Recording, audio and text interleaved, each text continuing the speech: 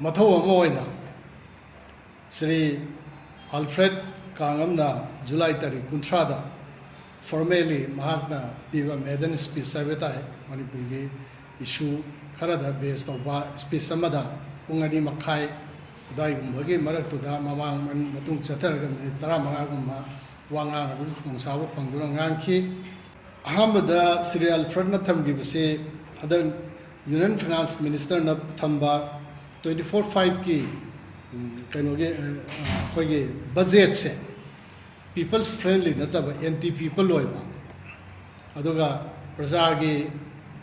फनबा मरुइना मणिपुर की करिंत यावदब क्राइसिस असिना सियावना ngak यावदना मणिपुर की फिबम ओइरिबसिदा मणिपुर की मत यावदब whereas अखोई की कंपेयर तौरंगनी मांग सोइदना कहोगे Andhra Pradesh amasung Bihar gi specially allocation piba masai coalition government ki support number masing je MP masing puthokna bada ani dogi MP masing wat pudo yadabanina Bihar amasung Andhra Pradesh na pi hibana oibatai moina publicly demand to giba paisa dumaki proportionate installment bachana pi dana tawaga Manipur gi ngamkhai Bharat ki ngamkhai ngaiba strategic point of the Lady Manipur, like a crisis, the Prazana Sahi Amagata, Humena, Wana Kanga, Bada, Amasum,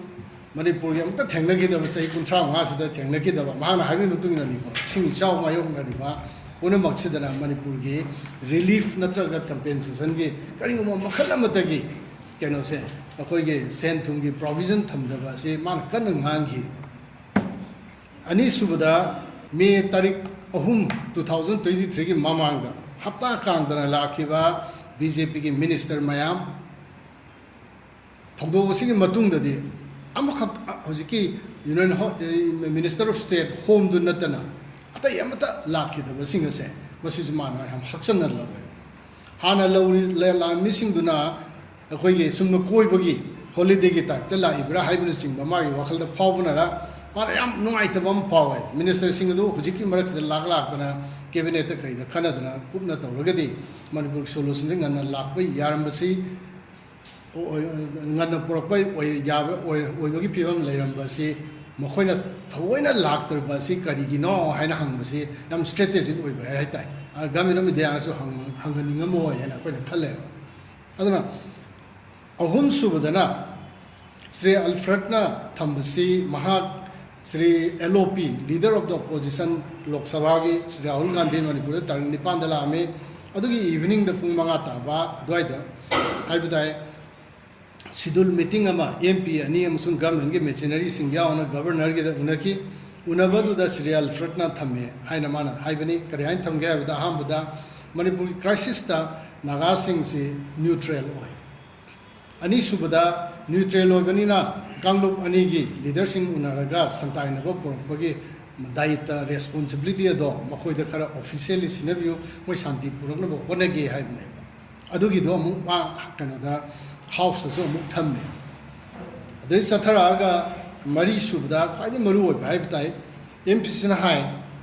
Sumana Hibani, Manipuri Honorable Chief Minister C. Mahagna Maramoraga, Manipur crisis, Magondagi originate to Hibta English Kitam, the man, sin originating, what is having a sin. Magondagi Torokoni and Atopa community, Anin Amanis, Marunda Amana, Maran Sivanina, Aduga Tata Mangasu, Hograbnina, Santi Propongamdre, Solution Propongamdrabnina. Manataba Rulingi MLA lady, but Mashing Nifu Henba, Amal Lemhori. Sagi Tara Amasu separate administration Saki with Zamana Kaidoga Haiba Maliko 40 plus Labor MP Labor MLA Labor groups degi Ama Hecta Nifu and Baina Haibani Namana Hai Bisi Koi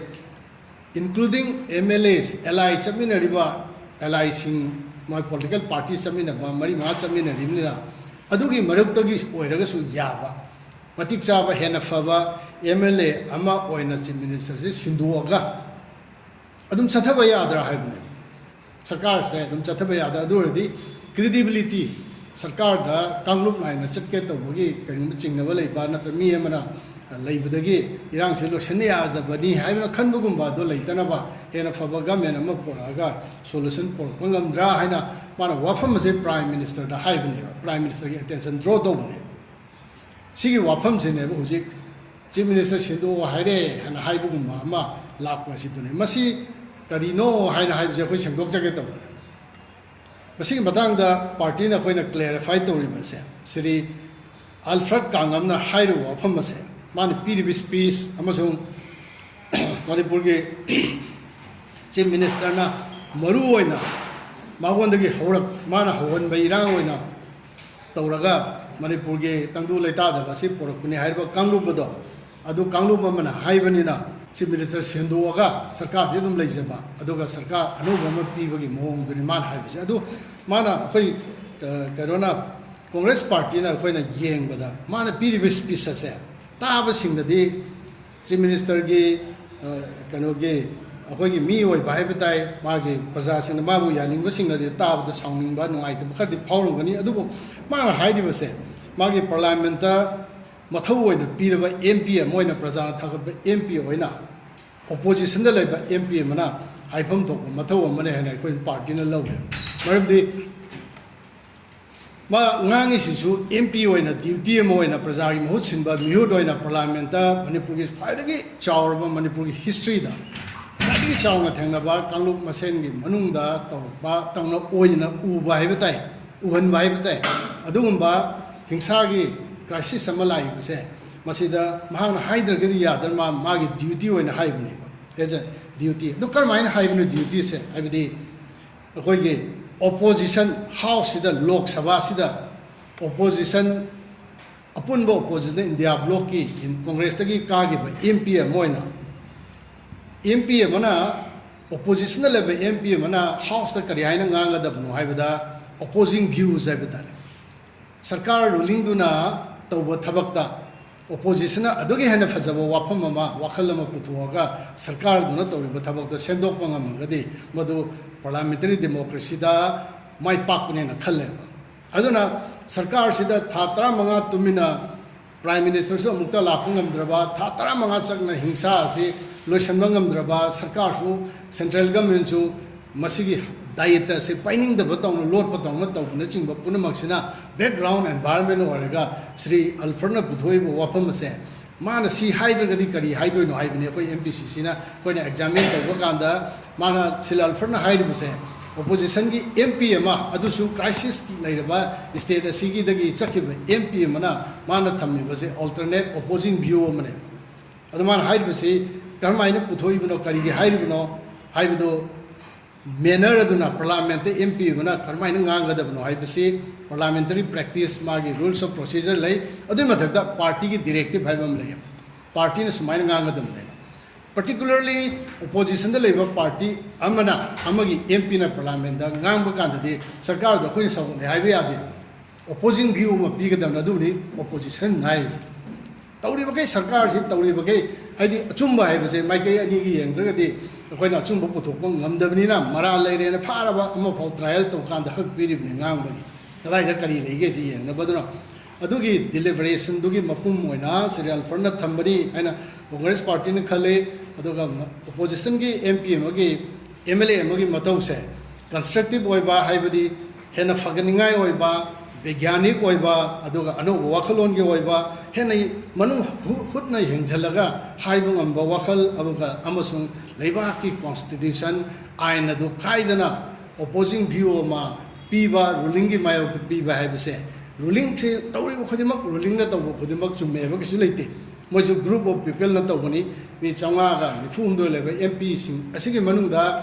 अयाम्बा मसिंग फंगबुदुना सरकार पाइबनी अदो मोहना खनबा ngaदना अखोइगे लोइनमक चुम line हाइबो वाही तंगु चुमगनी हाइबो लेते अदुना opposing view पीबा खका से opposition पीबदगी मतुंगिना माना थंबनी अदुगा यामना interesting दी Shri Alfred ना हाइबदा अखोइगे government से dismiss तौनबा हाइदी मादी chief minister महूट सिला गवर्नमेंट कंटिन्यू तौ हाइबने प्रोटेस्ट तौबिरिबसिंगना यानिंगदबसिंगना अखोइना हाइजेनिंग बसे श्री अल्फ्रेड की Chief Minister की मायोक तो सीरी बा अखोगी accusation है बताए मराम से मसी मिन उधर ले बंगा तनी प्रजा हाइडे बंगा तनी थरा वालो हो घरे लोशन बंगम दरे सी मचुमे Chief Minister ना हाइबी वाफम मयाम अमा अचुम्बो रेक्टे मुसु चुमे अदुगा सेंट्रल गवर्नमेंट ना मसी मणिपुर की इशू से लोशन गया ना खंडे है बिसुम जो प्रजा ना लोय हाइना वाले वाफम आतने अना अल्फर्ना थंबीगिर बसे तो यों मदुदा यामना नुआइतो फोंदुनिगाई ओइदे अदु पार्टी ना सो अपील तौरी मरमदि मदुदा कायना हक्सना खनबिदनबा मरमदि मसीगे मायोन ऑफ द थोगो अमा मुक थोगलायबा तारीख मरी की अहुमदा याव न्यूज़ नि हंदकी थागी अगस्त की तारीख मरी की हिंदू की डेली न्यूज़पेपर द इंग्लिश ता मणिपुर की MLA कुन सेंटर ना थवोइदबदगी इरांग से लोइसंदबदगी थादोनी हैना मोगी MLA अनी ना हिंदू पेपर द वांगांग बगी रिपोर्टर द वांगांग बगी दो हिंदू की हेडलाइन चलपनी बा अदो तारीख मरी दु यंबियो दस माइने यावी समलपना The Hindu newspaper carried a story in its 4th August 2024 edition. Canada, inverted Kamai Manu, that 20 BJP MLAs reportedly prepared to quit due to center inaction. Center inaction, the Prime Minister, me Trump or Kundamayam, Charapam di Tana Greco. Prime Minister, the Manipur issues Tuna Lushalu, Haidana Mohoina. June, July, Adai Maraku, the Habitai, Moinas, Kanoma, memorandum of submit the way and Manipur to cover Kagas, the Yauna Gre, for the Mayams come with them. Adugi Makata Boina, which Hamanta Toroternina, quit the Renesi, Congress Party in Ivanatiba. Although Kanona, Hinduna, Madu Moye, reporter, can you see, a Hoge, my reporter, direct Unaraga, what is Hanaga, Phong up on ever, mumming the Haidana. Maming the hiding the MLAs in the group together. Although Kunzi, my quit already, resigned already. Sakarsi, particularly Hori MLA, sings the Udum Sudre Hariba, obviously. Kundum the Tara, the Moga, talk her in the contract, and I already the Congress Mangala to the Lord. I quite Tamjaning Badi, so our hand of a crisis, BJP, Manundari, Toy was he, Hena. Prasasingna concern will be wiped ahead section biba laiva matam sidanga sidagi laiva matam khari simung da sarkar si kamai la kadage sarkar si akoina congress na koi haibdi hai ko sarkar si chief minister pham da do alu ama sindu jo si mamang da koi hai gre amna koi leader ka na so hai gre koi skill panel discussion ka da so dum hai mase hai ba ta bne ba maram di sarkar si kanoda सरकार the लिसै था भाई तारे ने थबक तौनिंग दन तुमिन ए कोई सरकार पाएगा मैं सही वहां चलन यदि याद है डेमोक्रेसी दी वरन दी मा थबक तरोक्तर दी प्रोटेस्ट तो बुझे मथौता है प्रोटेस्ट की लीडर से ओपोजिशन है